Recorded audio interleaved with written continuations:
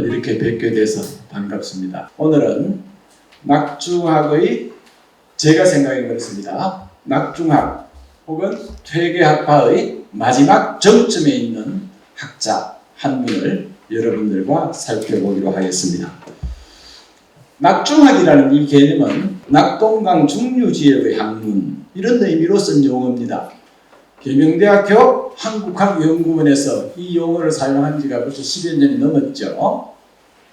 근데 아직 이 용어를 어떻게 쓸 것인가에 대해서 학계의 공식적인 입장은 없습니다. 다시 말해서 이 용어가 제대로 정착이 되고 있지 않다거나 혹은 이 용어의 의미 범주를 어떻게 설정해야 될 것인가의 문제점들이 좀 있다는 이야기입니다. 그러나 계명대학교 한국학연구원을 중심으로 이 용어를 사용할 때는 그간 안동지역을 경상도 북부죠. 안동지역을 중심으로 유학이 연구되던 시기에 그렇죠? 안동지역뿐만 아니라 안동에서 조금 내려오면 상주까지도 넣을 수 있을지 그렇죠? 넣거나 빼거나 해서 그 낙동강 중하류 지역의 학문이 우세했는데 이 부분이 너무 소외된 것 같다 라는 측면에서 낙중학이라는 용어를 사용했으니까 그 취지에 따라서 여러분들께서 이해해 주시면 되겠습니다. 그래서 오늘은 한주 이진상과 주문팔현 하는 주제를 가지고 저희가 좀 소개를 드리겠습니다. 여기 한주 선생의 영정이 나와 있죠. 이 영정은 원래 살아 계실 때 만든 영정이 아닙니다. 돌아가시고 나서 한주 선생 후손들과 한주 선생을 봤던 분들이 이 어른의 영정이 없어서는 너무 안타깝다. 그렇죠? 그래서 만들어야 된다. 했을 때 대체로 사람들이 이 어른을 닮은 후손들, 이 어른의 따님은 누굴 이 어른의 손자는 어디를 닮았고 요것들을 조합해가지고 당대의 명가를 화공을 불러가지고 이 그림을 그리겠어요. 그리고 나니 그 자손들이 한주 선생을 친히 알현했던, 친견했던 분들이 한 80% 맞다. 이렇게 이야기를 한 그림입니다. 그러나 안타깝게도 이 영정은 지금 분실됐습니다. 원래 사당에 신주 옆에 모셔뒀는데 도둑이 들어와가지고 이 영정을 뭐라고 훔쳐가 버렸어요. 그 지금까지 찾지 못하고 있습니다. 그래서 이 영정이 있을 때 찍어두었던 사진이 지금 떠돌고 있습니다. 세간에 지금 떠돌고 있으니까 저도 그 사진을 인용한 것이고 실제 영정은 지금 남아있지 않다라는 말씀을 먼저 드리고 한주의 삶이라는 제목을 달았는데 1818년에 태어나신 분입니다. 조선이 망해가던 즈음이죠. 조선이 망해한 100년쯤 전에 태어나셔서 거의 조선이 문을 닫기 직전까지 사셨던 분인데 경상북도 성주군 월항면 한계마을에서 태어나다 이렇게 되어 있네요. 한계마을 많이 들어보셨고 많이 가보셨죠? 너무나 잘 아실 거라고 생각이 됩니다. 지금 많이 알려져 있습니다. 한자로는 대포라고 쓰는데 대가 원래 크다라는 뜻이고 크다라는 뜻이 우리말이 한입니다. 그 다음 포자가 개포자죠. 물가에 있는 마을이라는 뜻인데 그 개포자의 개를 따서 우리말로 할 때는 한계라고 하고 한자로 쓸 때는 대포라고 씁니다. 예전 사람들 다 대포라고 읽었는데 여기서 태어나셨다라고 되어 있습니다. 제가 한계마을의 입지 조건을 조금 한번 그려봤는데 이 그림부터 보면은 지금 가야산맥에서 가야산에서 나누어져 나온 산들인데 도로산으로 거쳐와서 한계 뒤에 있는 산이 영축산입니다. 근데 요즘 사람들이 이걸 영취산이라고 자꾸 읽어요. 그 축자가 독수리 취자인데 오편을 찾으면 독수리 취자라고 되어 있죠. 그러나 원래 영축은 인도에서 석가모니가 설법하던 곳입니다. 그게 영산회상이라 그러죠. 영산이라는 게 바로 영축산인데 거기서 따온 것이기 때문에 그걸 읽을 때는 석가가 설법하던 장소를 읽을 때는 반드시 영축산이라고 읽거든요. 지금 영축산은 창릉에도 영축산이 있고 여수에도 영축산이 있고 우리나라에 서너 군데 있습니다. 다른 데는 다 영축산이라고 읽는데 이 한계마을 뒷산 영축사는 옛날에는 영축상을 읽었어요. 근데 지금은 어떻게 뭐가 잘못된지 자꾸 영축상을 읽었는데 모든 책들이 영축상으로 나와 있습니다. 영축상을 읽는 게 맞습니다. 아마 한주 선생 당시에도 그렇게 영취산으로 읽으려는 사람이 있었던 모양이에요. 한주 선생은 그게 안타까워가지고 이게 영축이다. 그리고 축자도 독수리 취자 말고 쌓을 축자, 연기가 쌓인 산, 일부러 이름을 바꿔가면서까지 이걸 영축산으로 읽으라고 했는데 지금 모든 사람이 영축산으로 읽고 있으니 안타까운 일이죠. 영축산을 주산으로 해서 좌청룡 우백호가 보여져 있고 앞에 백천이라는 맹물이 흐르고 있습니다. 안산이 여기 있고 조산이 성산입니다. 한주 선생은 관양이 성산이죠. 한계마을은 성산 이시들이 사는 마을입니다. 성주에 있는 산은 성주의 조산이 성산이고 그 다음 여기 삼봉산이라고 있는데 여기 지금 한주 선생의 서원이 삼봉서원이 여기 있습니다. 이것만 봐도 한계마을이 참 포근하다는 느낌이 드실 겁니다. 그렇죠? 좌청룡 우백호에다가 주산과 조산과 안산이 잘 갖춰져 있는 풍수지리적으로 대단한 길지다라는 걸 알 수 있습니다. 사실은 한계가 유명해진 것은 한주 선생 나시고 한주 선생 삼촌 되시던 숙부 되시던 응화 선생 나시고 응화 선생이 벼슬이 공조판서까지 이르셨어요. 뿐만 아니라 영남 성리학의 진액 속에서 정통적인 학통을 개성한 학자셨고 그 조카가 한주 선생이셨고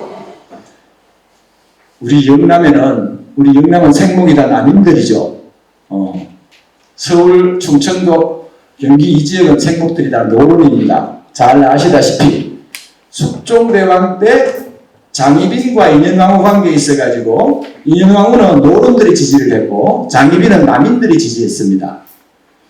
그래서 장희빈이 결국 사약받고 죽고 인현왕후가 복권이 됐죠. 그 이후로 영남의 남인들은 고관대장이 되지 못합니다. 조선 후기에 우리가 사색 강파라고 이야기하지만은 실제 강파는 조선 후기에는 노론하고 남인이 있었는데 계속 노론 집권기가 되죠. 그 이후로. 그러니까 남인의 인사들은 과거에 급제를 해도 급제를 시켜줘요. 고관대장이 높은 벼슬자리에 올라가게 하면 임명을 안 해줍니다. 그런 와중에서 아까 응화 선생이라는 분 그분이 판서까지 지내셨거든요. 영남의 판서는 숙종 이후로 10명 채용됩니다. 영남의 남인은 서해 유성룡이 영의정 지낸 이래로 영남에서 영의정은 유성룡의 후예였던 유후조라는 분이 있습니다. 좌회전까지 지냈죠. 그 한 분뿐입니다. 그러니까 영남에서는 벼슬하기가 정말 힘들었어요. 저 서울의 노론들은 문 앞에 늘린 게 판서자리고 발에 차이는 게 평양 남사다리다 이런 말이 있었어요. 다 노론들이 벼슬을 하고 있는 상황에서 남인들은 등용을 막고 있던 상황인데 그러니까 판서라는 자리가 정말 영남에서는 귀한 자리였습니다. 그러니까 한주 선생의 숙부 뒤에 다시 나오겠습니다만은 응화 선생이 판서에 이르셨고 한주 선생의 학문이 그 당대에는 말썽이 많았습니다만 제가 보기에는 퇴계 성리학의 정점에 가 있습니다. 제일 꼭대기에 가 있습니다. 퇴계를 개성한 학문의 정점에 가 있기 때문에 벼슬과 학문으로 우뚝한 마을이 된 것이 이 한계마을입니다. 이 한계마을은 지금 우리나라 민속마을, 7대 민속마을 이렇게 이야기하는데 영남에 있는 민속마을은 하회마을, 양동마을, 한계마을 그 세 개입니다. 저도 한계 사람입니다. 한주 선생은 제 종5대조 되시고 응화 선생이 제 6대조 되십니다. 제가 어릴 때 어른들 하시는 말씀을 들으면은 1하회, 2한계, 3계평 이렇게 들었어요.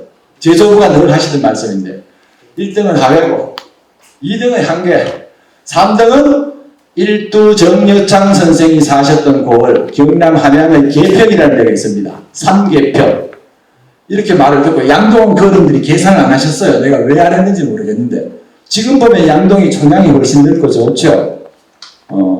근데 어쨌든 저는 어릴 때 그렇게 들었습니다.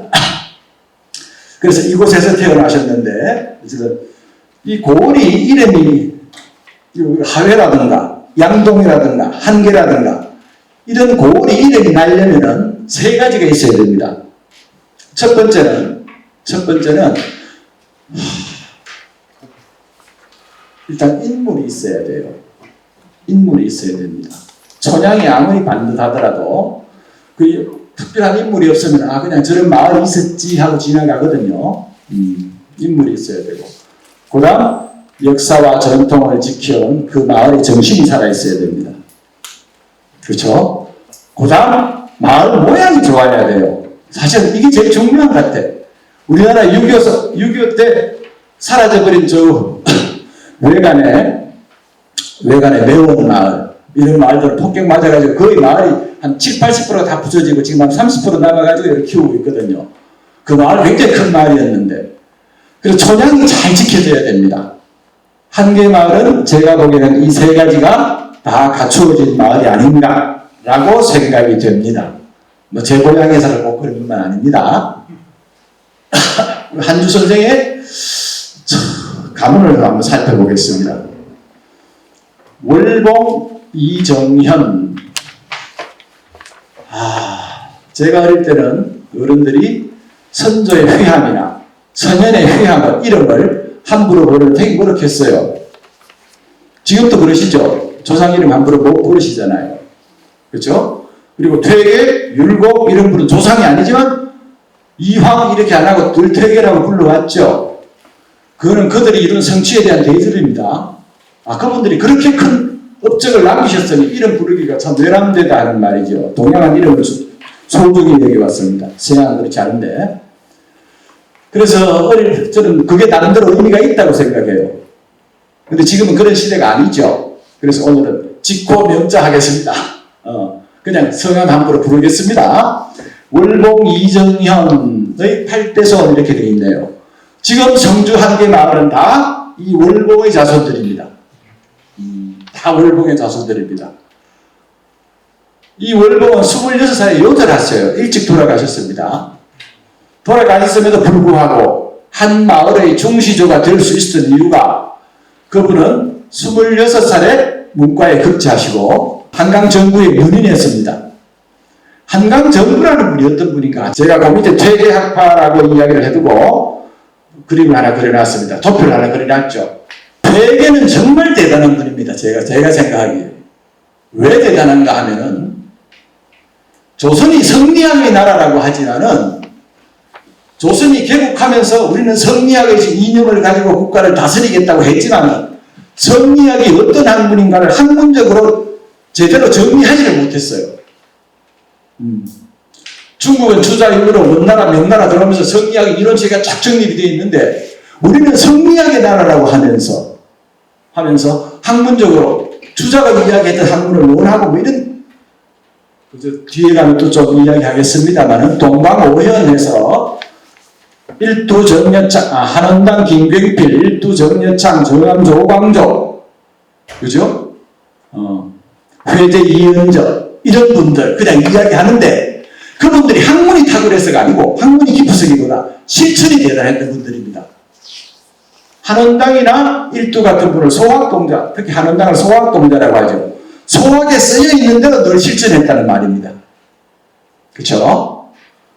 그래서 유학적, 성리학적 실천은 있었으나 성리학의 학문을 체계적으로 정리하는 과정이 없었는데, 그러고 개국하고 한 200년 흘렀습니다. 200년. 거기서 퇴계가 나왔죠. 퇴계는 우리가 산을 쌓을 때 흙을 조금씩 보태가 산을 쌓을 수는 있지만 평지에서 갑자기 산을 쌓는 것은 엄청 힘든 일입니다. 전인들이 조금씩 해왔던 학문적 업적을 바탕으로 새로 어떤 학문체계를 이루는 것은 가능할 수 있지만, 제가 보기에 퇴계는 평지 돌출이에요. 아무것도 없는 데서 갑자기 산을 쌓은 분입니다.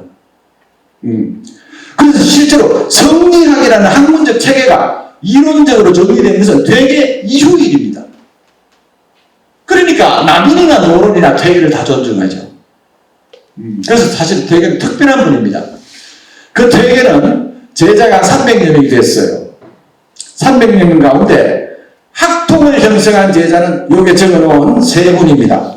학봉 김성일 하는 분과 서해 유성룡 하는 분과 한강정구 하는 분입니다. 300명 제자 가운데 후대까지 학통을 이어간 제자를 이야기하는 이 세 분인 거죠. 이분들 다 대충 들어보셨으리라고 생각이 됩니다. 되는데 어쨌든 이 학봉 김승일의 학맥을 가다 보면은 조선 후기에 이제 입제 정종로라는 분이 계시고 서해 유승용의 학맥을 이은 분들은 이제 우복 정경세, 그 다음에는 뭐 창석 이준, 월강 이전 이런 분들 계십니다만은 입제 정종로라는 분은 이 우복 정경세 6대손입니다. 그러니까 학통은 학통인데 지간으로 보면은 서해학통이에요. 그렇겠죠? 그다음 한강정구라는 분은 사실은 영남의 학문이었던 이 퇴계의 학문이 서울과 충청도에 전파되는데 절대적으로 기여하는 분입니다. 한강의 무인에 미수허목이라는 분이 있어가지고 이분 우의정까지 지냈죠. 과거 급제도 안 했는데 우의정까지 지냈습니다. 그래서 퇴계학통이 서울과 경기도 그다음 충청도에 전파되도록 했던 분이 한강의 학통이에요. 근데 이분 성주분입니다. 아시다시피. 그럼 제가 지금 이 이야기를 왜 하는가 하면 위에 돌아가서 월봉은 한강의 문인이었습니다. 그렇죠? 그 다음 한주와 직접 관련해서 보면은 한주에 할아버지 두 분이 계신데 문과의 장원했던 이규진 하는 분과 그 다음 생원시 사마시만 하고 대관 안 하신 분인데 이형진 하는 분, 여기 할아버지예요. 손자, 종손자 이렇죠. 아버지는 진사 이원호 하는 분이고 삼촌이 아까 말씀드린 이어름입니다. 응화 이원저 하는 분인데 이 집안은 온통 입제 학문이죠. 여기서 학문이 나왔습니다. 그렇죠? 그럼 이 집안은 학통으로 보면은 학봉학통입니다. 근데 아까도 말씀드렸지만 입제가 우복의 6대손이니 서해문인하고 서해학통하고 관련이 없다 할 수 없습니다. 게다가 월봉이 한강의 문인이었죠. 근데 한강 지금 그러니까 퇴계 학파 가운데 학파를 형성했던 세제자와 다 관련이 있는 집안이다 이 말입니다. 이 집안이 관련이 있다 보니까 한주 선생이 살아계실 때 유림에는 시비가 많습니다. 서해학봉 간에 병호 시비가 있고 성주에는 한강과 동강 간에 청의 시비가 있고 한강과 여은 간에 한려 시비가 있고 누가 옳고 누가 더 많이 했노 이 말입니다. 공부를. 그거 함부로 이야기하면 안 되는 건데 그거 가지고 늘 싸웠어요. 그런 시비가 있을 때마다 한주는 초연했으면 관여 안 했습니다. 이 서해학통과 다 관련되어 있을 뿐만 아니라 선현의 학문을 두고 후학들이 감히 함부로 논의하는 일이 그게 무슨 일인가 말이야. 라고 참여 안 하셨어요. 그래서 시비에는 관여를 하지 않으셨으나 퇴계학파의 정통 학맥을 세 군데 학맥과 다 관련이 있는 집안에서 태어나셨다라는 말입니다. 이분은 7살에 배움을 시작했습니다. 17살 때 숙부의 지침에 따라 숙부가 응화입니다. 숙부의 지침에 따라 성리학에 입문했다 이렇게 되어 있죠. 한주가 17살 되시던 해에 응화 선생이 선비로 태어나서 성리의 학문을 모르면은 천지의 이치를 제대로 알 수 없다. 너는 총민한 데다가 연구력이 대단하니 지금 내가 요즘 말로 고친 겁니다. 연구력이 대단하니 성리의 학문에 종사해라. 이렇게 말씀하셨습니다. 그 이후로 한주는 바로 성리대전부터 연구하기 시작합니다. 그래서 그 다음에 바로 성명도설이라는 저술을 낼 만큼 그렇죠? 수준이 나날이 진보를 해서 평생 135책을 저술하신 것으로 되어 있습니다. 이거 적은 분량 아닙니다. 그 책 가운데 문집이 제일 많고 문집 이외에 별도로 통행되는 책들 제가 따로 뽑아놓은 거예요. 대표적인 책들입니다. 이학종려라는 책이 있습니다. 이학종려라는 이 책은 그가 평생을 추구했던 성리학의 핵심들을 다 모아놓은 책입니다. 이게 22책이에요. 그 다음 예전 선비의 실천은 예학을 통해서 이루어집니다. 그렇죠? 그래서 관혼상제 4가지 예를 가정에서 일상적으로 실천할 때 어떤 지침을 줘야 되는가 사례 지배로라는 책으로 남겼죠. 초야에 있지만은 조선이 지금 망해가고 있습니다. 망해가는 국가에 대한 이 안타까움은 묘충록이라는 책으로 기록을 했습니다. 이거는 사실은 우리나라 실학자들이 저술했다고 하는 성호 이익의 성호사설이나 경세일표나 아니 다산의 여러 저서들이나 여기에 견주어도 손색이 있을까 말까 모르겠습니다.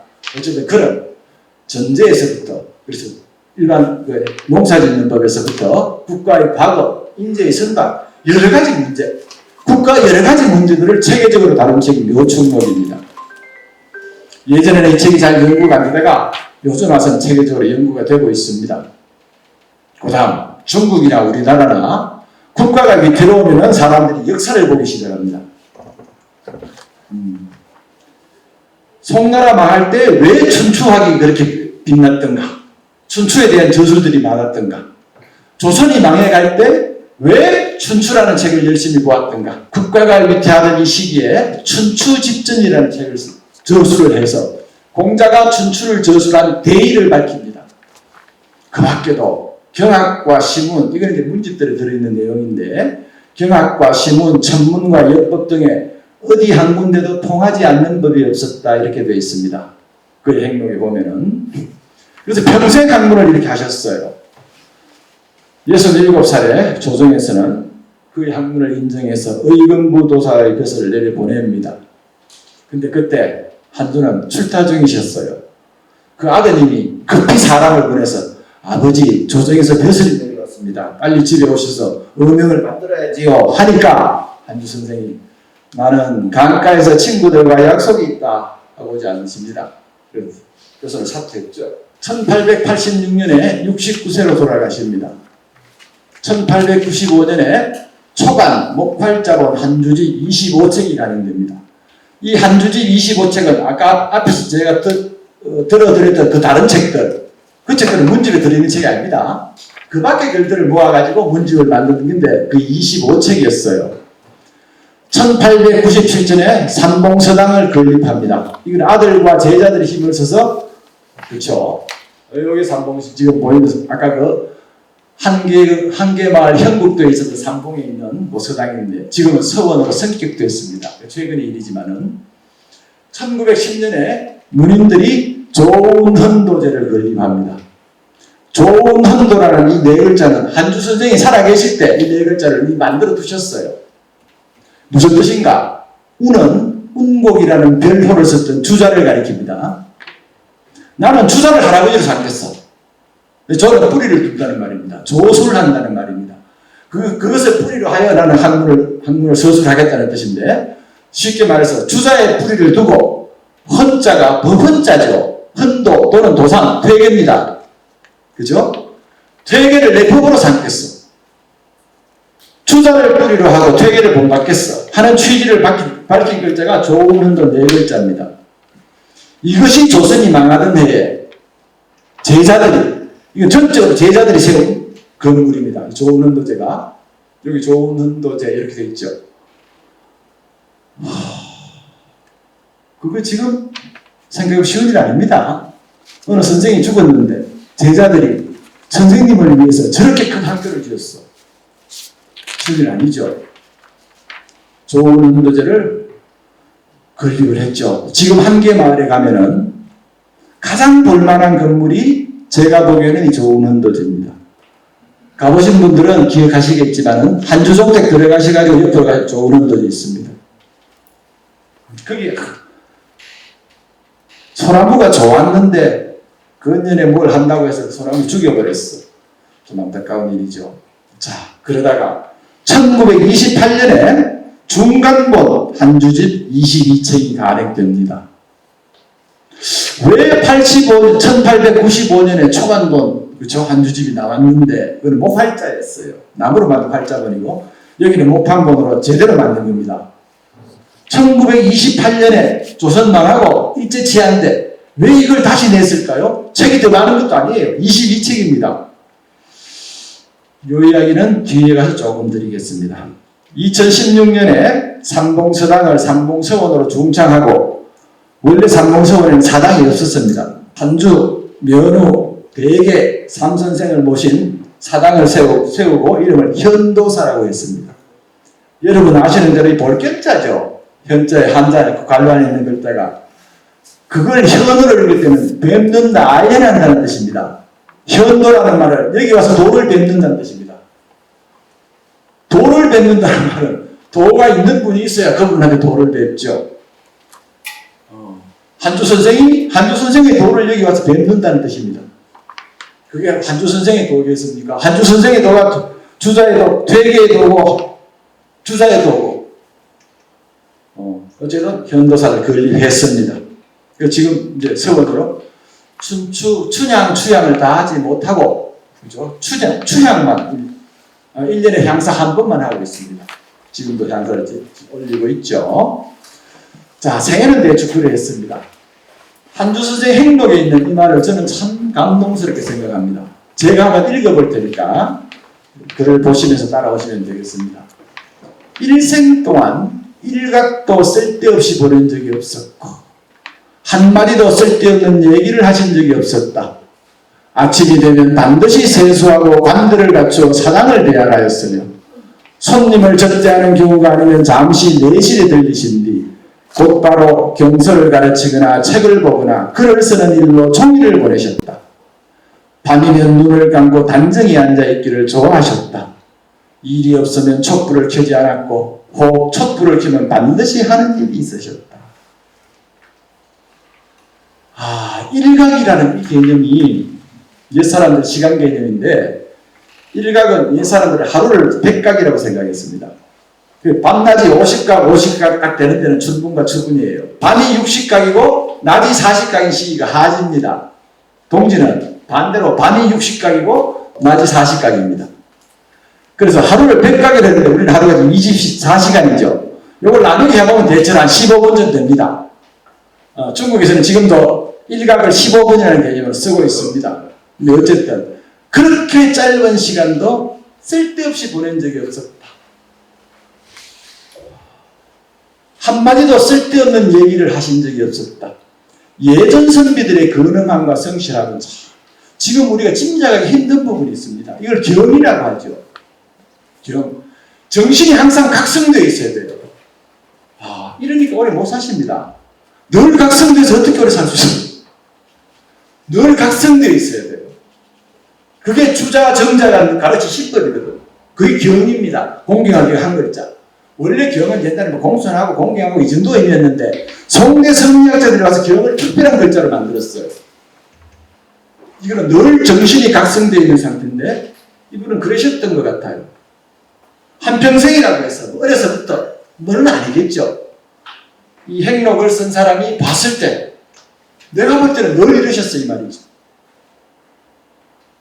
아침이 되면 반드시 세수하고 관들을 갖춰 사당을 배워야 했다.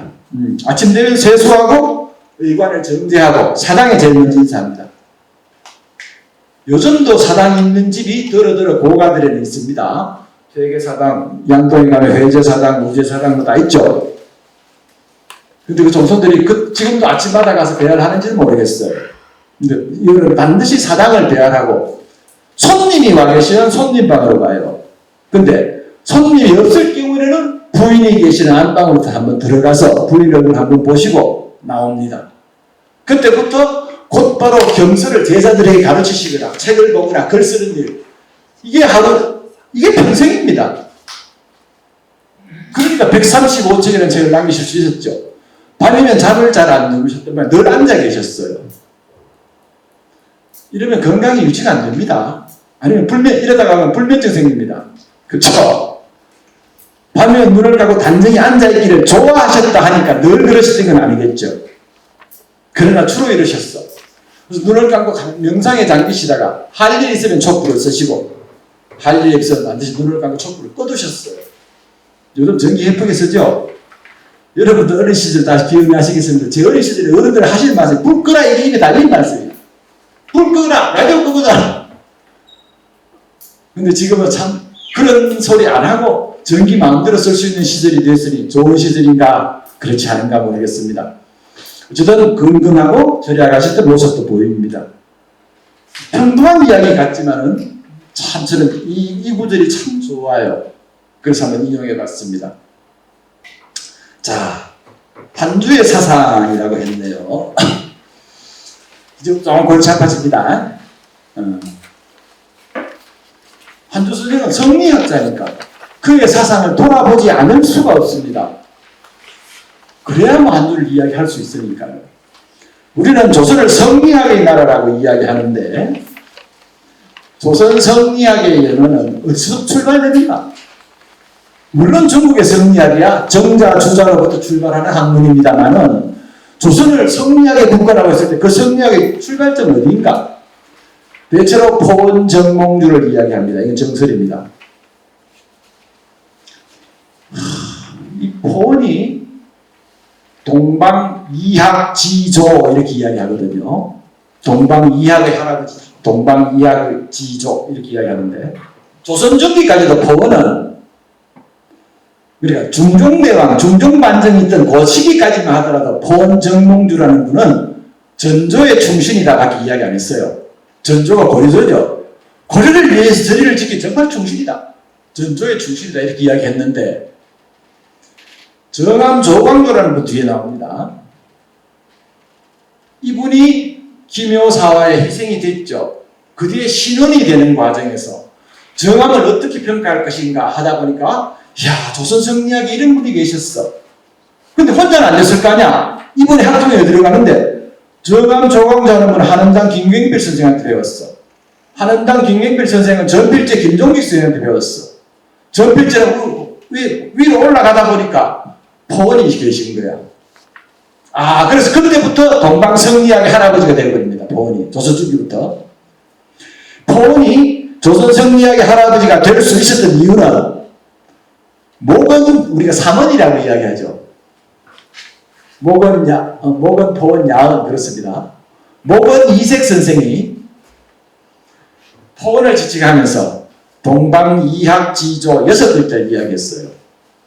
동방성리학의 이 사람은 동방성리학의 조상이 될 만해. 내가 가르쳐보니까 포원은 목은 제자입니다. 목은 이색의 제자입니다. 근데 정말 성리학에 밝았어. 그래서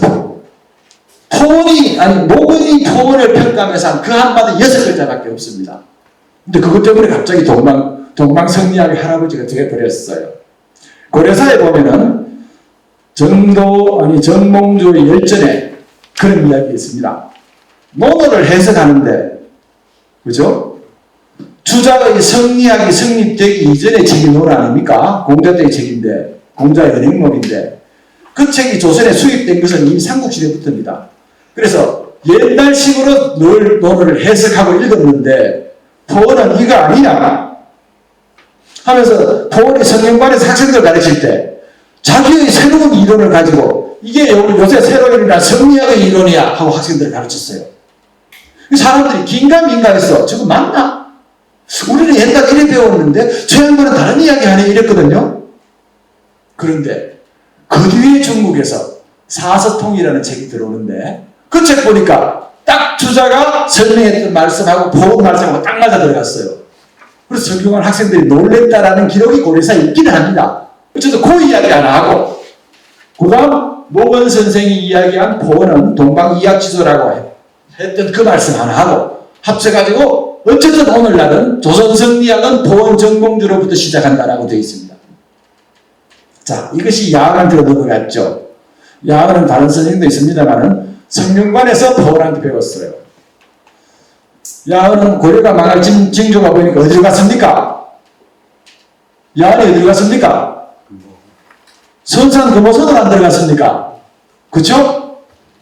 여러분 이런 말씀 들어보셨죠? 조선인재 반제 영남. 조선의 인재 가운데 반은 영남에 있다. 영남인재 반제 선산. 영남의 인재 가운데 반은 선산에 있다 그랬거든. 그게 고려 말에 조선 초기 말입니다. 지금은 그렇지 않습니다. 조선 중기만 돼도 안동이 완전히 유학의 본고장이 되죠. 선산은 그렇지 않거든요. 그런데 조선의 인재가 반은 영남에 있고 영남의 인재가 반은 선산에 있다라고 한 말이 바로 야은 때문에 생긴 말입니다. 야은이 선산에 와 계시니 선비들이 전부 배우려고 거기 몰려들었어요. 그래서 한때 선산이 인제의 고장이었어요. 지금은 그냥 구미시 선산읍입니까? 선산에는 마을이 없어졌지만. 그렇죠? 그래서 포원으로부터 이렇게 하는데 아까 제가 퇴계를 평지 돌출하신 분이다라고 이야기했는데 그분이 퇴계가 그렇죠? 동방오연의 마지막에 있죠. 퇴계가 이분도 참 답답했을 거야. 당신이 학문을 뭐 하시려고 하니까 이 땅에는 학문이라 할 게 없어 지금. 그런데도 우리 성리학의 맥을 이어오신 네 분이 계셨어 라고 퇴계가 네 분을 꼽습니다. 한헌당 김경필 현풍분이죠. 일도 정여창 한양 계평분입니다. 정암 조광조 경기도 용인분이죠. 회제 이현적 경주 양동마을 잘 아실 겁니다. 그래서 이분들이 계셨기 때문에 우리 유학의 맥이 몇 년이 이어져 왔어. 그렇죠? 이렇게 이야기를 한 거죠. 여기 한원당하고 일도 이분은 학문적으로 남긴 기록이 거의 없습니다. 그러나 실천은 굉장히 독실했던 분입니다. 소학의 가르침대로 평생을 사셨던 분들이고 정암 조광조는 김여사화 때 희생이 됐죠. 그 너무 일찍 중종반정 이후로 한번 세상을 훈구 대신들이 있는데 세상을 한번 바르다고 보겠다고 계획을 너무 급진적으로 추진하다가 몰락해 버렸죠. 회제 이분이 그래도 성리학과 관련해서 한두 마디 무극 태극 설미를 한두 마디 하십니다. 그런데도 퇴계는 더 이상 뭐가 없으니까 그래도 이분들이 성리학적 실천과 학문의 단서를 마련했던 분들이다라고 평가를 했어요. 그래서 동방사연이라고 했죠. 퇴계 돌아가시고 나서 퇴계 제자들이 우리 선생까지 넣어서 동방오현 지금 이렇게 동방오현이 됐습니다. 요즘은 혼인할 때 혼반을 잘 이야기 안 하죠. 가문을 잘 이야기 안 하는데 제 어린 시절만 하더라도 그건 오현자손이다. 이러면 최고의 혼반이었어요. 그런 시절이 있었습니다. 자, 그래서 이분들이 그렇게 막 이렇게 내려왔어. 그렇죠? 근거리에 왔다가 퇴계가 산을 갑자기 쌓아버렸습니다. 그럼 지금 제가 계속 성리학을 이야기하는데 공자맹자도 유학이고 정자주자도 유학인데 그렇죠? 성리학도 유학인데 뭐가 다른가? 간단하게 말씀드리면 그렇습니다. 성리학을 현대학자들은 네오 컨퓨시어니즘 영어로 신유학이라고 이야기합니다. 새로운 유학에도 얘기합니다. 옛날 유학하고 달라요. 신유학 제가 들었죠. 상대적으로 신유학하고 나니까 공자맹자 유학은 원시유학이 되어버렸습니다. 공자사상의 핵심은 인과 예 두 글자입니다. 저는 그렇게 생각합니다. 공자사상의 핵심은 인과 예 두 글자입니다. 어질인자 이게 무슨 뜻입니까? 어질인 해석이 어질다는 뜻? 저 사람은 어질이다. 그러면 인하다라고 할 수 있습니까? 인이 뭘까요? 이거는 그렇게 단순한 문제가 아닙니다. 단순히 어질이다 이게 인이 아니에요. 어질인자는 공자 이게 춘추시대 춘추전기에 생겨나서 만들어진 지가 얼마 안 된 글자였어요. 공자 당시에. 근데 공자는 덕을 이야기할 때 인이라는 이 글자를 딱 가져와가지고 자기 사상의 핵심으로 삼았어요. 이는 뭔데? 글자를 보면 사람인자하고 두인자입니다. 중국의 각골문을 보면 이 두인자도 사람인으로 되어 있는 경우가 있어요. 다시 말해서 사람인과 사람인이면. 근데 이게 무슨 뜻인데? 세상은 혼자 사는 세상이 아니라는 말입니다. 세상은 어울려 사는 세상이에요. 공동체입니다. 그렇죠? 어울려서 살다 보면은 나와 남이 같이 살다 보면은 인간과 인간의 갈등, 욕망들이 충돌하게 돼요. 사과가 하나 있는데 사람이 5쯤이면 서로 먹으려고 싸울 수 있단 말이야. 그럼 어떻게 돼요? 양보하는 마음이 있어요. 그래서 혼자 사는 세상에는 지가 옷을 벗고 살든 밥을 굶고 살든 먹고 살든 상관없습니다. 사람과 같이 살아요. 그 갈등을 없애야 되잖아. 그렇죠? 갈등을 없애기 위해서는 내가 좀 도덕적이 돼야 돼요. 양보할 줄도 알고 사양할 줄도 알고 예의도 그렇죠? 이는 공자 사상에서 이는 공동체의 생활을 공동체를 조화롭게 영위하기 위한 모든 덕목의 총체입니다. 이게 의진한다는 거 아니에요. 부모한테 효도하는 것도 인입니다. 국가에 충성하는 것도 인입니다. 친구 간에 신의가 있는 것도 인입니다. 그거 다 인이에요. 왜 우리가 더 일찍이 돼야 되지? 공동체 생활을 하기 때문에.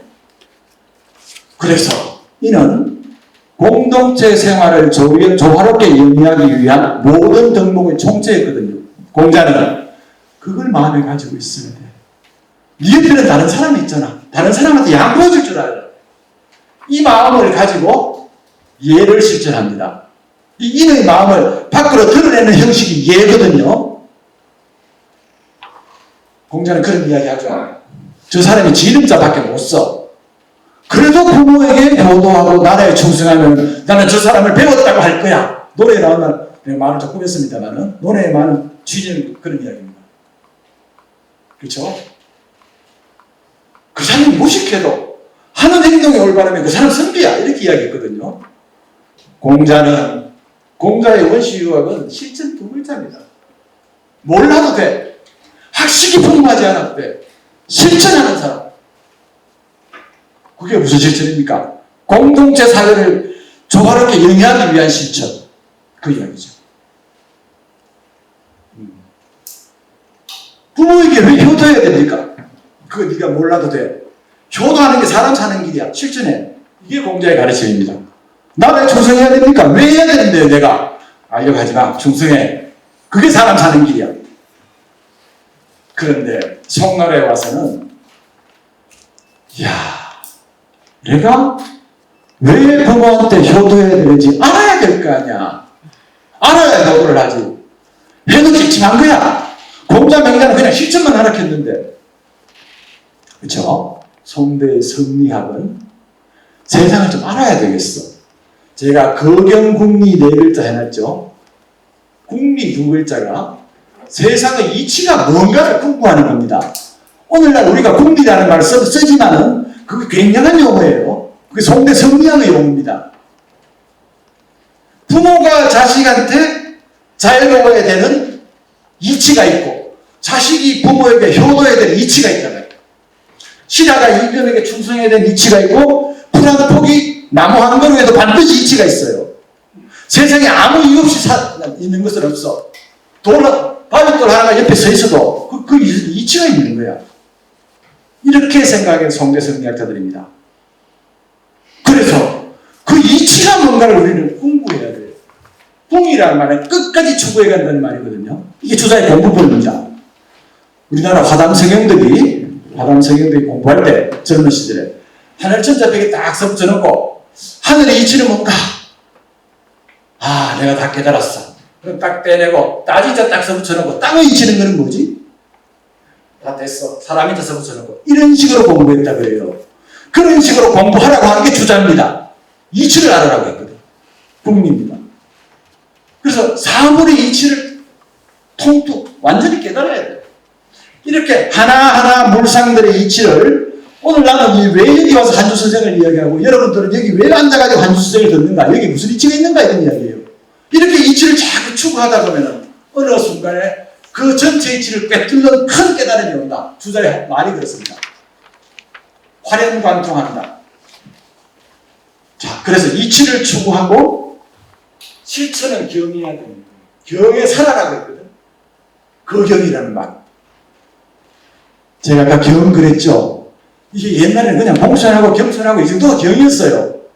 근데 송대 성리학은 경이라는 것을 늘 각성되어 있는 상태입니다. 늘 각성된 상태에서 이치를 추구하는 선비. 이게 조선의 선비예요. 주자가 이야기한 학자는 반드시 선비를 이래야 돼. 공자하고 어떻게 다릅니까? 공자는 실천을 중시했다면 신유학은, 정자 주자의 유학은 이치의 추구, 알물 중시했습니다. 그게 대학 척도절에 하는 경무치기 아닙니까? 알물 중시했습니다. 여기는 실천을 중시하고 알물 중시했어. 알물 중시하면서도 상성성하라고 했으니, 거경하라고 했으니 도덕적인 실천을 역시 강조를 했지만 포인트는 실천과 암의 차이입니다. 그렇게 만든 주자의 성리학은 대체로 4개의 체계로 이루어집니다. 태극론, 이기론, 심성론, 성령론. 태극이라는 것은 지금 우리가 태극이 있는 그 태극입니다. 태극이 뭔데? 우리는 왜 여기 있는가? 우주는 어떻게 생겨났는가? 그럼 태극으로부터 생겨났어. 원래 태극이라는 말은 주역에 있는 말입니다.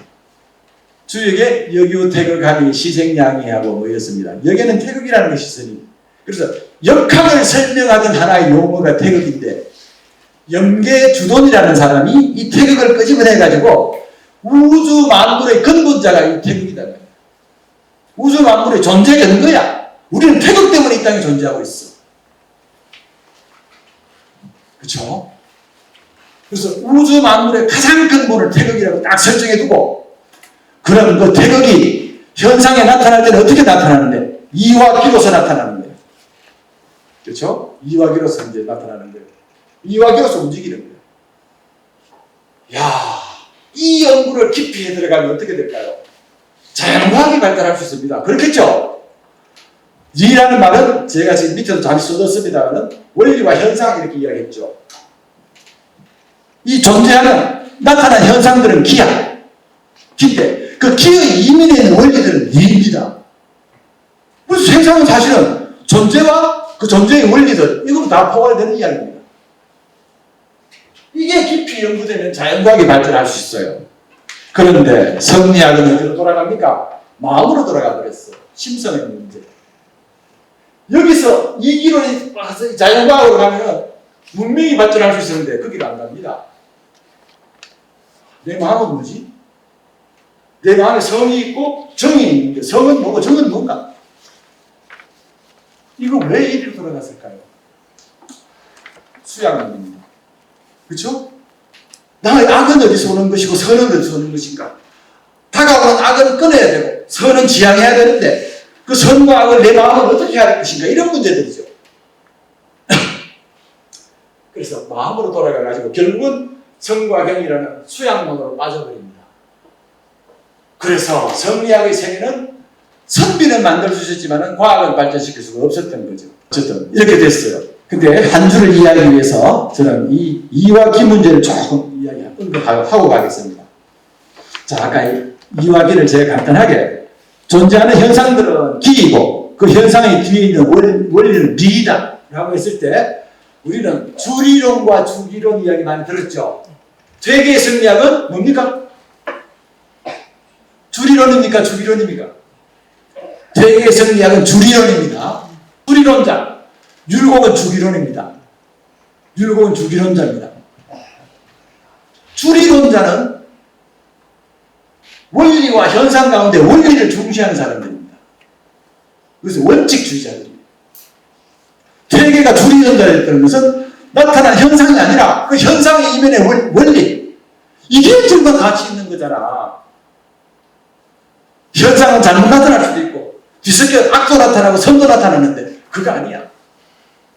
원리, 원칙. 거기에 대해서 율곡은 주기론자입니다. 이 사람은 현실주의자입니다. 그래서 주기론자는 철저하게 현실주의자입니다. 현실을 중시합니다. 주리론자는 원칙주의자입니다.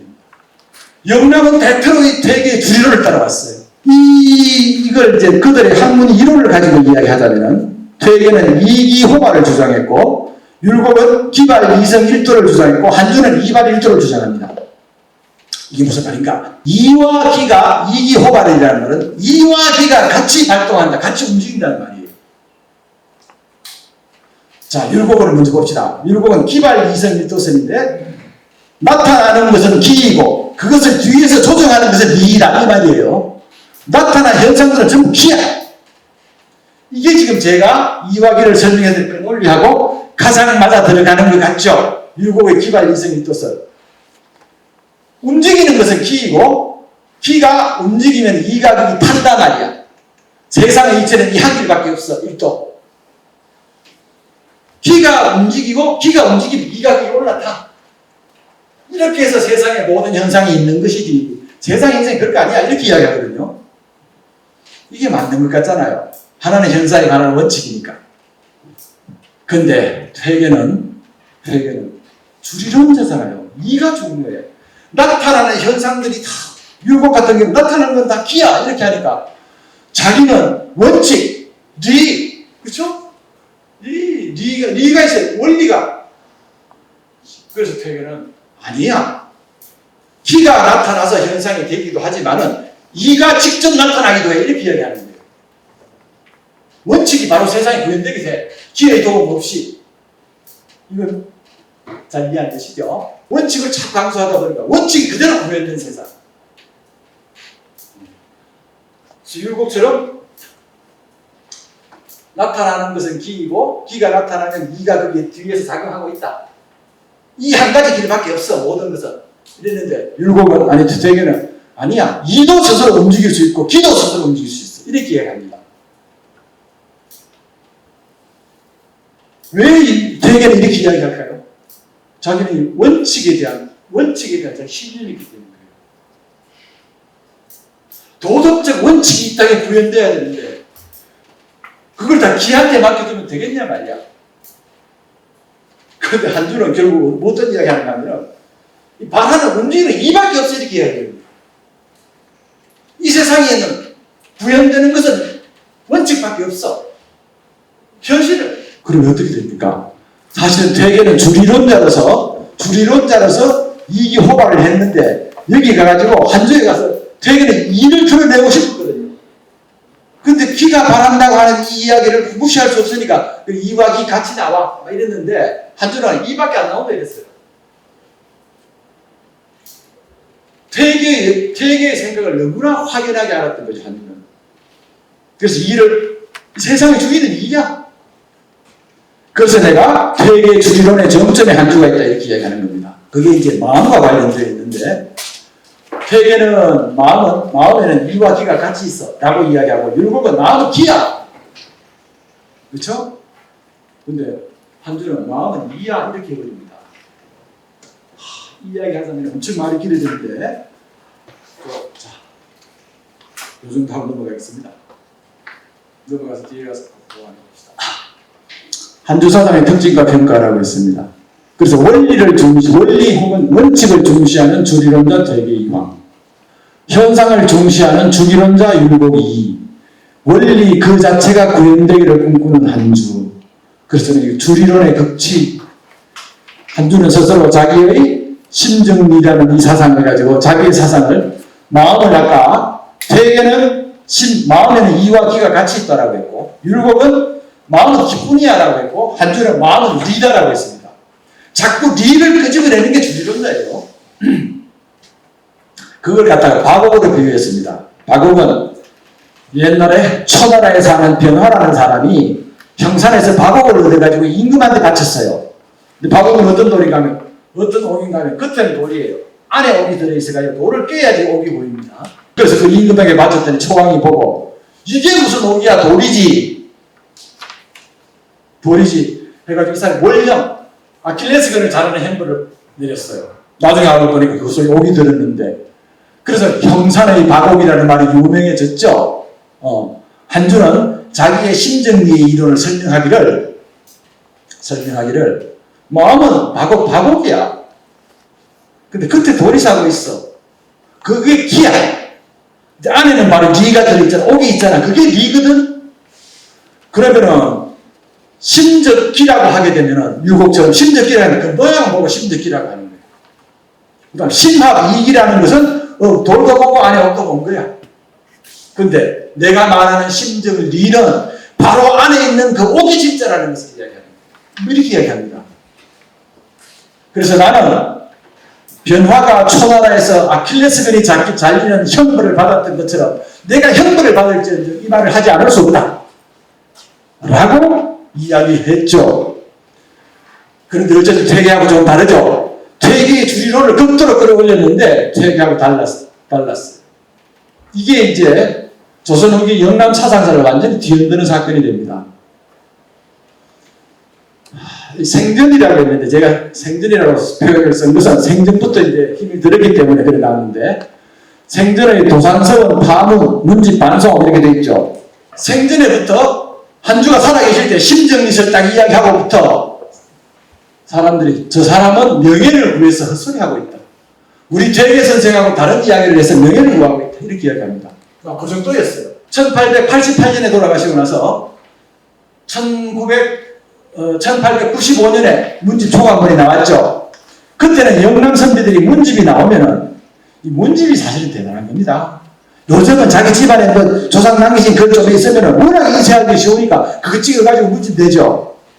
조선시대는 문집글이 함부로 안 나옵니다. 예전에는 사람들 평가할 때 아무개 혹시 아십니까? 이러면은 그거를 문집 나왔나? 이렇게 물었어요. 그거를 문집 나왔나?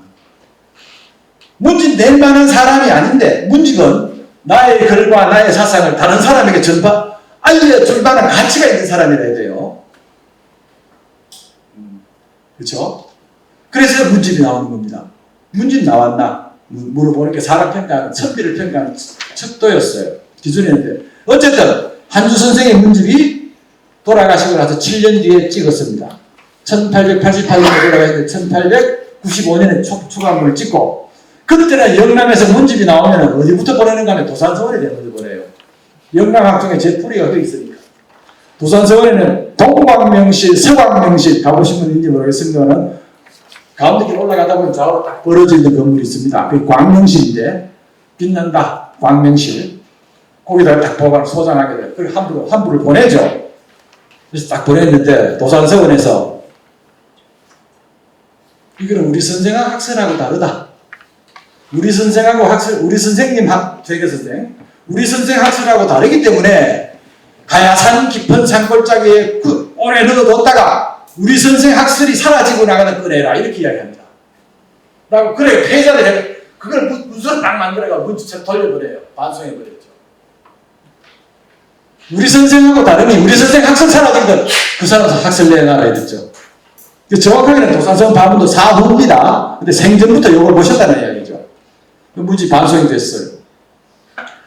그러다가 그 도산서원에서 상주의 도남서원에 통문을 보내가지고 한주 이모의 학설을 논의해라 이렇게 됐어요. 그게 1902년 일입니다. 도산서원이 책을 반송한 것은 1897년 일이고 1902년에는 도산서원이 상주 도남서원에 통문을 내가지고 한주 이모의 학설을 유림도회를 열어서 한번 파악해봐라.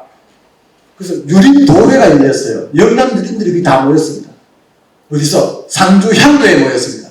상주 향교에 명륜당이 딱 모여가지고 자 한주의 학문을 어떻게 보십니까? 사문난적이다. 그래서 향교의 벽에다가 한주의 제목을 쫙 적습니다.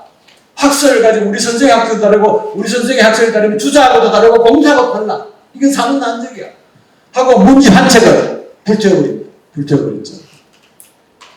그 분서라고 했죠. 그래서 제가 사후에 상주 향교의 문죄, 죄를 따지고 책을 불태워버렸어요. 그래서 불타는 한주가 되어버렸습니다. 그 뒤에 도산서원이 그거 주동한 사람이 3사람 있어요. 그 주동한 사람이 3사람 있는데 저희 집안에 전해 내려오는 이야기는 그렇습니다. 조선 유학사에서 가장 큰 시비거리가 병모시비입니다. 퇴계 선생 계시고 아까 서예 학봉 2분 이야기했죠. 원래 퇴계 선생 돌아가시고 퇴계 선생이 1570년에 돌아가셨거든요. 1573년에 여강서원이라는 서원이 있습니다. 퇴계를 기리는 서원이에요. 도산서원은 그 다음에 서니까 도산서원보다 먼저 세워진 서원이 여강서원인데 여강서원에 퇴계 선생 신주를 모시고 서원에서 향사를 지냈어요. 그러다가 광해군 시절로 넘어가서 퇴계 선생 혼자 계시니 안 되겠다. 다른 분 2분 더 모시자. 누구? 학봉 서예 학봉 2분 더 모시자 이렇게 됐어요. 그래 동문서 와가지고 다 이력도 비슷하시고 학문도 비슷하시니 같이 모셔야지 하는데 동쪽에 놓고 서쪽이 낮아요. 주벽은 퇴계 선생은 주벽인데 북쪽에서 남쪽을 보고 앉으시고 신주가 북쪽에 앉아가지고 남쪽을 보시고 남면하도록 되어 있고 그 다음 동서쪽에 그렇죠? 동서쪽에 누구 신주를 놓느냐는 문제입니다. 동쪽이 높아요. 그거 가지고 우선은 우복의 제자였던 아까 우복의 제자였던 정경세 그분이 당시 예조판서였어요. 예조판서인데 얘기해 보면은 내 나이의 2배가 되면 부형과 동급으로 모시고 나보다 10살이 많으면 형님으로 모시고 나보다 5살이 많으면은 같이 갈 때 어깨 정도의 넓이를 뛰서 간다. 요건 친구는 친구 할 수 있으되 그 대접해 준다는 말이야. 고이야! 보다 4살 이하는 그냥 친구야. 요즘은 우리가 학번 시절에 내가 한 학번이 뭐 군기 잡고 뭐 이러죠. 1살 차이거든데 예전에는 원래 10살까지 다 보냈어요. 근데 내보다 5살 많으면 약간 떨어져서 그래서 그 나이 대접을 해주고 그 다음 4살 이하는 그냥 안 붙고 이랬거든. 그런데 서예 선생은 학봉 선생이 4살 많아요. 서예보다 4살 많으니 그거 지금 그 순서 따질 거 없다. 그럼 못 따져야 되는데 벼슬아예요. 서예는 영의정을 냈는데 학봉은 초유사 경상도 관찰사급입니다. 그 정도 했어요. 벼슬에 서예가 높잖아. 서예를 높은 쪽에 모셔야지. 당대의 예조판서가 딱극하니까 어쩔 수 없었어. 그래서 애동학서 서예가 동쪽에 앉으시고 서예가 학봉이 서쪽에 앉으셨어요. 그걸 두고 나중에 학봉 위판 꺼내 가버린단 말이에요. 서예 위판은 병산서원으로 가버리고 퇴계 위판은 도산서원으로 가버리고 그죠? 학봉 위판은 임천서원으로 가버리고 지금은 여강서원이 지금 있긴 있는데 그냥 강당만 있어요. 그걸 두고 이제 학봉이 넘나 서예가 넘나 도산서원에서 한주 선생한테 도산서원에 가서 강을 좀 해달라. 강이라는 이제 학생들 뭐하라고 어떤 경전에 대해서 이제 강연하는 겁니다. 그래 한주 선생 늘 하시던 일이라서 뭐 가지 말매라 이제 말 타고 가야 되니까 이랬는데 그 온 사람이 거기 가서 병어를 좀 이야기해 주시면 안 됩니까? 이러는 거야. 그쵸? 거기 온 사람이 병산서원 서쪽 사람입니다. 병산서원 쪽 사람이라 거기서 병어를 좀 이야기해 주시면 안 됩니까? 그 말은 우리 병산서원이 우리 서예 선생이 학봉 선생보다 좀 더 잘난 분이라고 이야기해 주시면 안 됩니까? 이 말이야.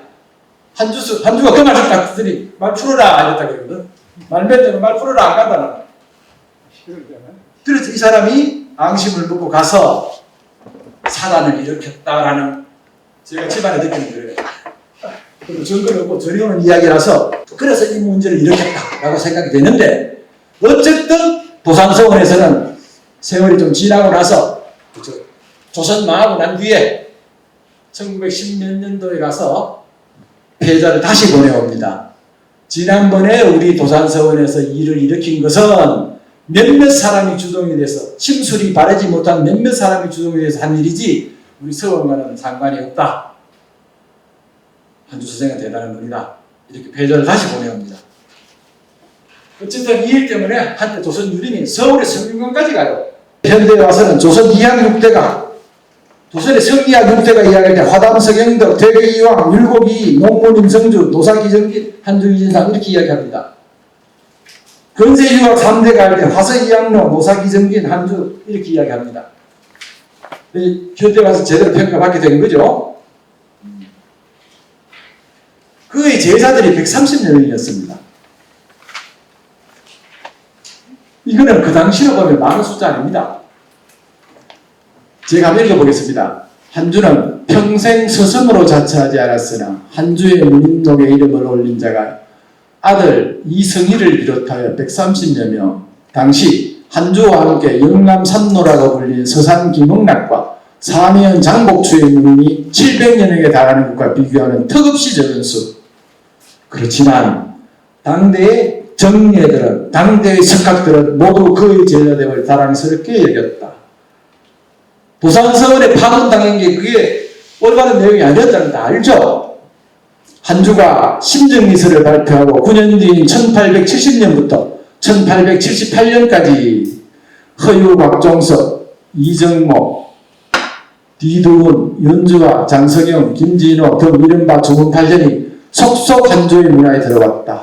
이들은 심정미설이 이 세상에 알려져 논의가 분분하던 시기였음에도 심정미설에 찬동하여 입문하고 후일 이 학설의 수호자들이 된다. 이 제자들은 다시 제자들을 길러 한주의 학풍이 면면이 이어졌으니 오늘날 한주학파라는 이름이 있게 되었다. 한주의 무리이 130여 명을 턱없이 적은 숫자입니다. 그 당시 칠곡에 사셨던 사내연 장복주 문인 700명. 그렇죠? 서산 김흥락은 아까 말씀드린 학봉 김성일의 종손입니다. 그 무리들이 700명이다는데 한주는 도산 서울에 파문을 딱 당했거든. 그러니까 무린동에 이름이 있던 사람도 한주 선생 장례 때 와가지고 무린동 보고 자기 이름에서 화가 갔다 그래. 째가지고 가져갔다는 거예요. 그런데도 주문 8년 하는 말은 한주 문화의 8현자 이런 이야기입니다. 130명 가운데도 다 문집이 나왔고 특별히 빼어났던 분 8명을 이야기해서 근데 한 분 한 분이 사실 다 당대 기라성 같은 분들이었어요. 그렇죠? 제가 당대의 석학들이 모두 그의 제자들을 자랑스럽게 여겼다라고 했는데 이건 빈말이 아닙니다. 넘어가서 한번 그분들의 면면을 한번 살펴보겠습니다. 후산허유하는 분. 이분이 한주 문인들 가운데 나이가 주문 8년 가운데 나이가 제일 많은 분이에요. 저는 지금 이게 나이 순으로 주소를 적어뒀습니다. 경남 사람입니다. 성제허전이라고 조선 후기 건기학파의 정말 석학입니다. 벼슬로 형덕 2조 판서까지 지냈고 학문으로도 탁을 해가지고 이분이 김해부사로 내려와 있을 때 영남의 선배들이 그가 전부 다 배웠거든. 그래서 성제학단을 만든 분인데 이분이 허유를 평가하기를 당대의 큰 선비다. 당세홍이라고 평가했다. 그렇죠? 세 차례에 걸쳐서 유일로 청구돼 벼슬이 내려왔지 모두 거절했어. 한주에 주리설을 고수하고 시무에 식견이 탁월했다. 문집이 있다. 이랬습니다. 물천하는 분 경남 산청군인데 사물을 실천한 실천유학자 있죠. 호가 물천입니다. 이게 물이라는 글자가 뭐뭐 하지 마라라는 금지사거든요. 논어에 보면은 공자 말씀이 얘가 아니거든 보지도 말고 얘가 아니면 듣지도 말고 얘가 아니면 말하지도 말고 얘가 아니면 움직이지도 말아라 할 말이 있습니다. 그게 사물이에요. 네 가지 하지 말라는 말인데 자기 호에다가 물자를 딱 넣어놓고 이걸 평생 실천했던 실천유학자로 평가받죠. 그 제자 가운데 회봉, 하경진, 심산, 김창수 이런 사람들이 그 물천수당에서 배웠어요. 심산, 김창수 들어보셨습니까? 그렇죠. 너무 잘 아시죠? 지금 성균관대학교 처음 만드신 분입니다. 그렇죠? 그 전에 독립투사였었고 이승만 독재정권 때 이승만 동상이 남산에 서 있는데 신문에다가 저 우뚝한 독재자의 동상을 보라 이렇게 기고하는 분이에요. 그분이 심사는 막 여러 문화에 드나드는데 면우한테도 배우고 여기 물천한테도 배우고 특히 또 대리한테도 배우고 뭐 이랬는데 특히 심산이 물천을 사모해가지고 고사랑지 경영행지 이랬거든. 높은 산처럼 우러르고 가신 길, 큰 길을 그분이 가신 큰 길을 내가 따라간다 이렇게 이야기하며 사모했습니다. 여기도 문집이 있네요. 그러나 이런 분들보다 가장 이름이 정말 많이 알려진 분이 면우라는 분이에요. 그 무리노가 원래 제자가 1000여 명 됩니다. 면우 이분은 원래 이분은 단성에 살면서 당대 최고의 학자 이렇게 얘기했죠. 제가 맞습니다. 자기 혼자 공부를 했는데 나는 이제 뭐 세상에 모르는 게 없어. 세상에 학자라는 사람들을 만나가지고 내가 지식을 한번 길어볼 거야 하고 가는 데마다 족족 격파하고 성주 한교에 따라가 한주한테 따라가서 몇 가지 물어보고 좋습니다. 오늘부터 제가 선생님 제자가 되겠습니다 하고 입문한 사람입니다. 면우가 당시에 북간제 남면을 이랬거든요. 노론 쪽의 학자로는 북쪽에 간제 전우라는 사람이 있었고 남쪽에는 면우 박종석이 있다. 그래서 북간제 남면우 이런 말이 있었습니다. 이 사람 명성이 하도 높으니까 고종황제가 고종이 불렀어요.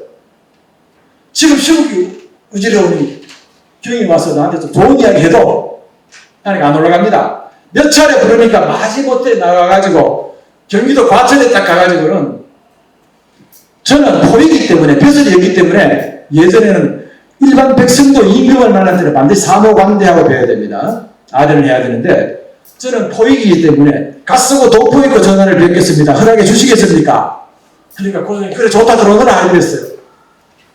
그래서 가서 쓰고 돈 보이고 딱 나가지고 지금 이 시국을 어찌하면 되겠는가? 전하 일심에 달려 있습니다. 전하의 한마디 말씀에 한마음에 달려 있습니다. 뭐 등등해서 그래서 이야기했어. 고종이 듣고 저 사람 참 훌륭하다. 통정대부는 당상관입니다. 정상품. 아무 별설도 없고 그 전에 과거 한 적도 없는 사람한테 통정대부 비서원성 의정부 참찬. 그래서 한중 본인들 가운데 벼슬이 제일 높아요. 다른 사람 벼슬도 없고 뭐. 그렇죠. 그러다가 파리 장사하죠. 3.1운동이 일어나는데 그 유림이 없었습니다. 심산이 너무나 안타까웠죠. 그래서 파리에서 만국평화회의가 열린다고 하니 이때 우리 유림 명단으로 독립청원서를 보냅시다. 해서 보냈던 게 파리 장사입니다. 그게 137명의 이름을 지켜가지고 갔다가 나중에 그 사람들 다 감옥에 다 들어가는데 다행히 3.1운동을 겪고 난 일제가 이거 안 되겠어. 조선의 백성들이 기상이 이래서 우리가 무력으로 해서 안 되겠어 하고 문화정책으로 정책을 바꾸죠. 바꾸면서 이분들에 대해서 석방대 나옵니다. 어쩌다 그 파리 장사를 주도해서 2년형을 선고받고 병보석으로 석방했다가 1919년입니다. 그때 그에 돌아갔죠. 흔히들 면허를 옥사했다고 하는데 옥사는 아니에요. 풀려나왔다가 집에서 돌아가셨어. 조선유학의 전통을 개성한 마지막 학자 면허지 분량이 엄청납니다. 원집 속집 177권이에요. 한주 이후로 조선의 마지막 학자입니다. 사실은 이분이. 삼봉서원에 한주와 같이 개량되어 있죠. 네 번째 겨우 윤주화하는 분 면허가 이분의 광기를 쓰는 돌아가시고 관속에 같이 넣는 글을 쓰시면서 지금 세상에 교훈선생 같은 분이 다시 있겠나 뭐 이런 말을 했어요.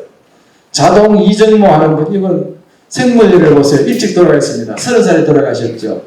그래도 문집을 남겼네요. 6번째 대개 이성이 하는 이분이 한주 선생의 아들입니다. 외아들이죠. 그래서 한주 문인에서 광명루하고 이대계 두 분 보통 이야기하죠. 을사오적 청참소를 을사오적에 목을 베십시오 하는 1905년에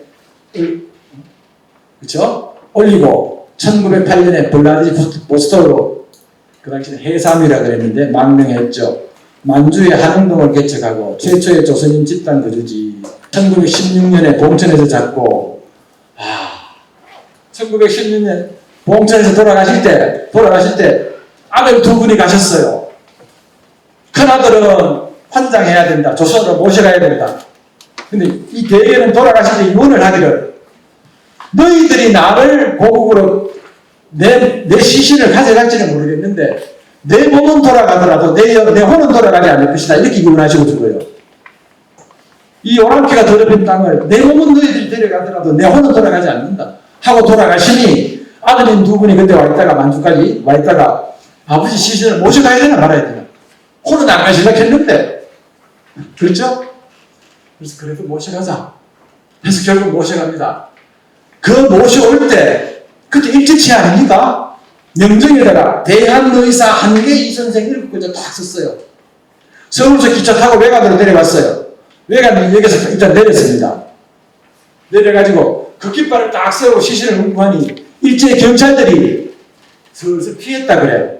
그때는 대한이라는 말 쓰면 안 되거든. 피하면서 못 본 채하고 다 지나갔다는 거예요.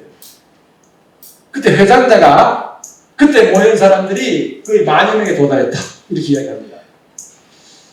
4,000여 명의 조문객들 전체적으로 외곽부터 주 모인 사람들이 서울부터가 한 10,000여 명 됐다는 건데 그 장사할 때 오신 분이 4,000여 명이었다는 거예요.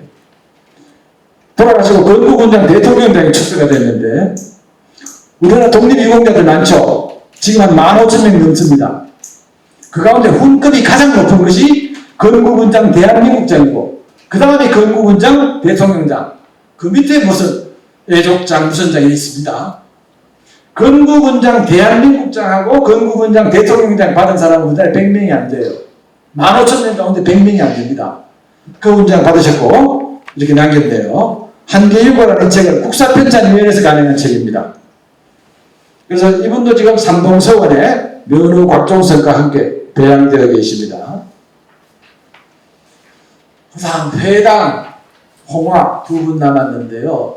회당도 참 대단한 분이에요. 경북 칠곡 사람을 학술가 문장으로 저명, 파리장서 초고를 만들었다라고 했고, 학염준이선 이 묘갈명에 보면은 아는 사람들은 인재를 길러낸 큰 스승이라고 할 것이고, 모르는 사람들은 비분강개하여 산수관을 방황하는 유랑객이라고 할 것이다. 왜? 국망하고 난 뒤에, 조선 나오고 난 뒤에 이랬거든요. 남기신 글을 살펴보면 도를 지켜 살을 물리치고 견해를 밝혀 후학을 인도하였으니 자기를 알아줄 후일을 기도린 소강절 같은 분인가. 소강절 성을 생략하겠습니다. 홍화, 이건 한주수생하고 같은 일가분입니다. 아주 성산이십니다. 고령 관동에 살았던 분인데, 이분이 심정미설과 관련해서 유립이 들끓을 때 도처에 발로 뛰면서 변명했던 분이에요.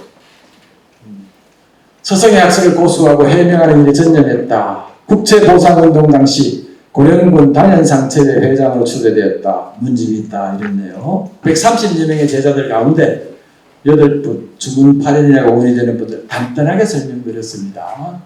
오늘 제 강의는 여기서 마치도록 하겠습니다. 감사합니다.